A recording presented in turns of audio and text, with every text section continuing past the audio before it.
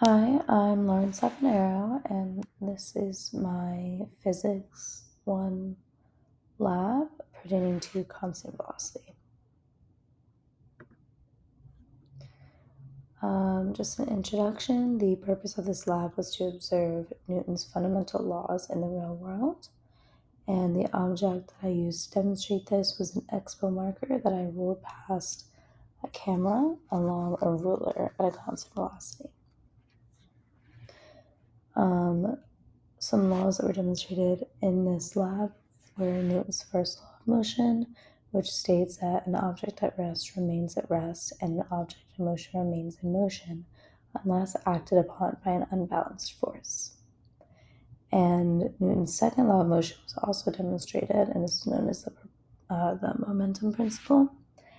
And this is defined by a change in velocity divided by the change in time is equal to the net force divided by mass.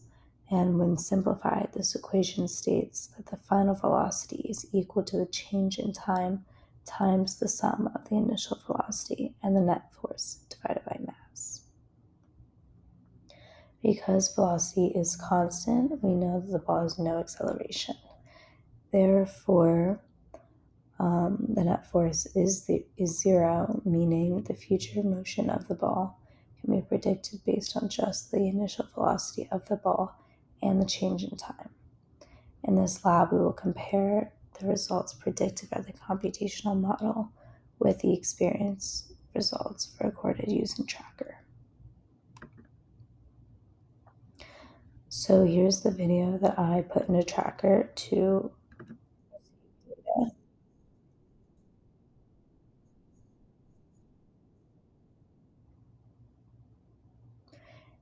And with Tracker, I was able to calculate the initial position time, or the initial position and the observation start time, which was 0 seconds, and the observation end time, which was 2.935 seconds.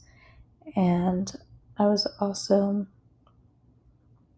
able to calculate the initial velocity using the equation change in position over change in time.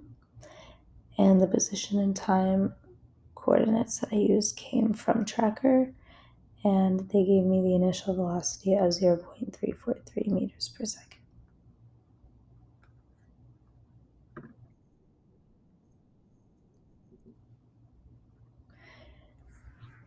And based on the data in Tracker, this is a graphical representation of the velocity of the marker rolling given the position versus the time.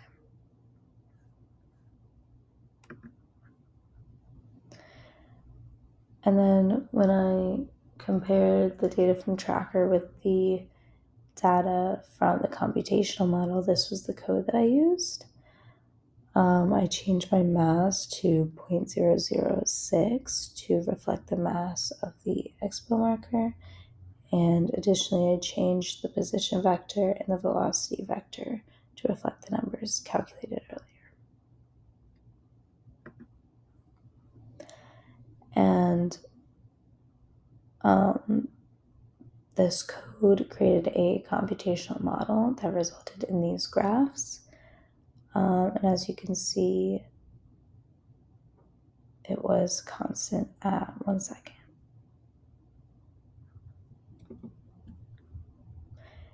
And so then I graphed the data from Tracker against the data from the computational model. And while the observed and predicted motion are similar, the lines are not exactly the same. And this could be due to other factors such as friction that are not accounted for in the computational model.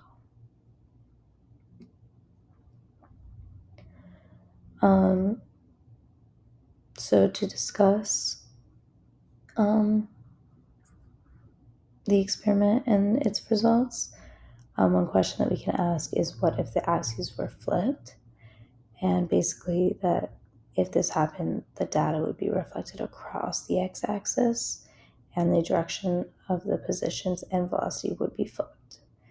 and this would result in negative slopes, and the magnitude of the position and the velocity would be the same. And this ultimately means that it is not possible to say how many pushes and pulls and like total net force are added together to give zero net force in this case. This is because the normal force and the force due to gravity cancel out.